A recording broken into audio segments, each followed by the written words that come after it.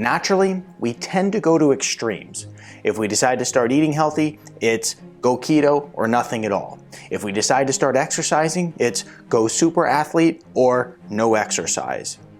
Turns out that most of these extremes lead to failure, and we tend to miss the low-hanging fruit that will transform our life, like a 30-minute walk a day.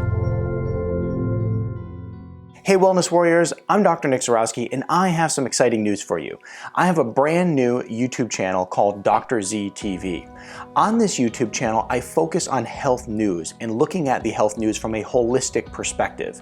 You may not know this, but most news is fully funded by big pharmaceutical companies, so therefore you get their science, their opinions, and their narrative. And I don't think that's honest. I think that you should know the truth in all cases on how you can improve your health naturally. On Dr. Z TV, I have some great videos you can go check out over there right now as soon as you get done learning how you can improve your health with a 30-minute walk a day. There's no doubt, based on the overwhelming body of evidence, that exercise is just as important for our genetics as proper nutrition. So every patient that I work with, I always push them to move, to exercise, to make sure that they're not just sitting around all day. Because a lot of people, I mean, let's face it, we wake up in the morning, we get in our car, we sit and drive to work, we get to work, and then we sit in the chair all day, and then we sit in our car on the way back home, get home, sit down, eat dinner, and then sit down and watch some TV. I mean, that is a standard day for many people. When I work with patients, I always am asking them, hey, have you exercised? You gotta get moving, you gotta push yourself to exercise. But some people just tend to take it too far.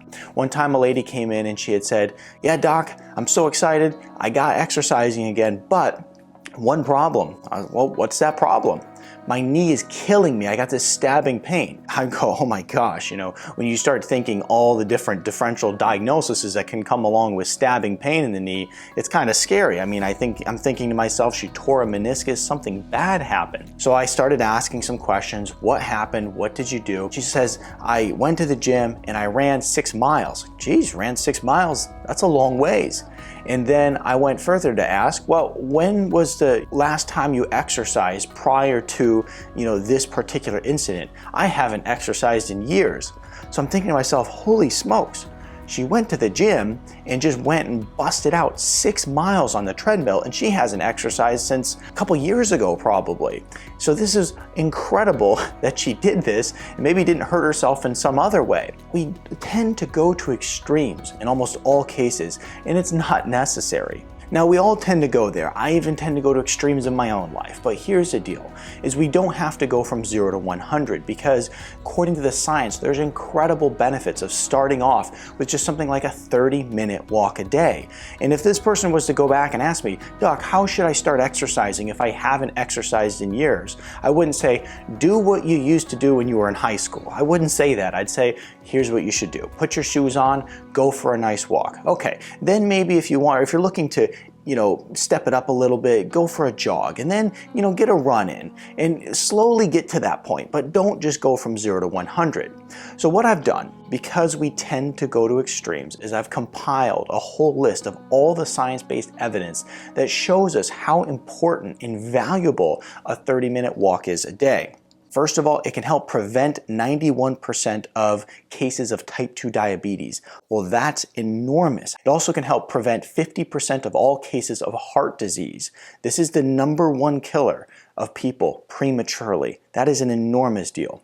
It can reduce the risk of stroke by 25 to 30%, okay? Like I said, this is mind-blowing to me, because if we could just get people to go out and do a 30-minute brisk walk a day, it would transform the health of a country, literally, especially the United States, because this is something that's very much lacking. Next, it would prevent 50% of all stroke deaths. It would help reduce congestive heart deaths by 63%. Unbelievable. Reduce hospital readmissions for heart failure patients by 71%. On average, a 30-minute walk a day can help bring down your blood pressure by 11 points. Okay, that's huge. And if you think about some other things that you can do that's very simple, like 16-8 intermittent fasting, you can literally transform your health by just doing these two things, doing a 30-minute walk a day and doing intermittent fasting, because you could bring your blood pressure down. It also will decrease LDLs, increase HDLs. LDLs are considered the bad cholesterol, HDLs are considered good cholesterol. It'll help decrease the risk of breast cancer by 60%, okay? This is how you make real change, all right? It always frustrates me when you see these different foundations out there that are trying to help reduce breast cancer, and you look at what they've actually accomplished. They've accomplished nothing. They get people to put ribbons on, they get people to change colors of clothing that they're wearing, but what have they actually done in order to help people transform their health? And the answer is nothing. Doing something as simple as a 30-minute walk a day could really help with breast cancer. Prevent colon cancer by 50%. That's enormous, because this is a big problem that's starting to develop in so many young individuals today. Prevent osteoporosis, okay? It's gonna help keep your bones strong. Increase bone formation, decrease gallstone formation, increase digestion, and decrease indigestion, okay? Another problem a lot of people have. And I notice all the time that people who have a lot of gut issues, if they're not exercising at all, if they live a very sedentary life, what happens is when they start moving, their gastrointestinal health starts to improve. It's pretty interesting how I see that correlated so much. It also can improve your immune system function. It will increase macrophage activity, which is basically anti-tumor activity. It'll decrease all causes of mortality by 67%, okay, huge. It'll prevent up to 47% of cognitive impairment. Just exercising in general is so good because it helps get oxygen to the brain. It helps just keep us more engaged throughout the day. I tell people all the time, look, if there's a time during the day you're working at a computer and you're like, I just need a nap or I need caffeine, you would be amazed at what just going for a walk can do for you. Getting up and doing some jumping jacks. Just get moving in some way and all of a sudden, oh, hey, it turns out I'm not tired. Prevent 62% of Alzheimer's, which is crazy. It would prevent 52% of dementia, decrease anxiety, and also decrease depression by 20%. This is huge.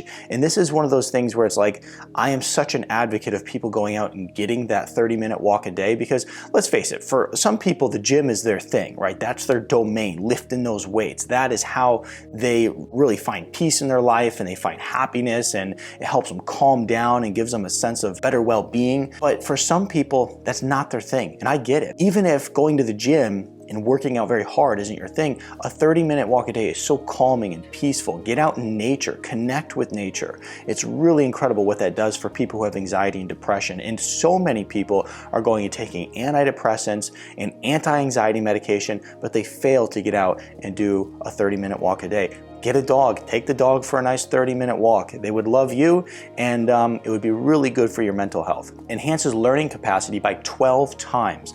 Now that's so interesting, because when I was going through school, one of the things that pretty much all the professors did when I got into the doctorate program, and it was just an extremely grueling education, but they would always say, take a break and go to the gym. They would always push us to exercise, because this is how you get your brain stimulated. This is how you get blood flowing, oxygen flowing to the brain, and you're able to learn so much more. So even if you have kids, a lot of kids today are sitting at computers all day.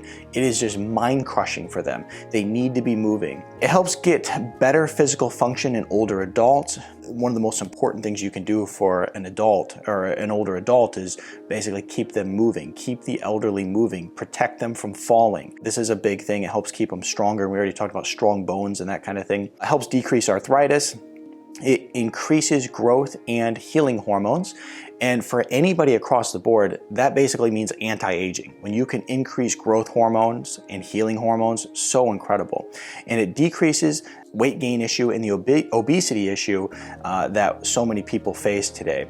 And it's estimated that a 30-minute walk will burn 170 calories. The question becomes, well, how many steps should you get a day? I recommend people get about 10,000 steps in per day, okay? Now, beyond the 10,000 steps, a 30-minute walk a day is going to give you about 4,000. So here's the thing, is if you get 10,000 steps in a day, one of the things you should look at is a good 4,000 of those are through a good brisk walk, because it's important to understand that a lot of the benefits with a 30-minute walk is going to be a brisk walk. We want to get that cardiovascular benefit. So some people will put on like a fitness tracker, for instance, and one of the things that they'll do is they'll say, well, I got my 10,000 steps in. That's good to a certain point, but if that 10,000 steps was just kind of moseying around, well, that's not really giving you all that cardiovascular benefit, because the point is to get the heart rate up and also getting in our steps. Don't think to yourself, exercise isn't my thing and I'm going to just basically bypass it. Maybe exercise isn't your thing, but remember what I said from the very beginning. Exercise is just as important to your genetics as vital nutrition is. So we don't ever want to miss that, okay? So make sure that you are doing some brisk walking. Make sure you're getting your heart rate up. Give this video a thumbs up and subscribe, and check out more videos on the channel. Growing up, my dad had this friend that had a huge belly, and when we were kids, we always just referred to it as a beer belly. But the fact was that the guy really didn't drink much beer, so I was a little bit perplexed by this as a kid.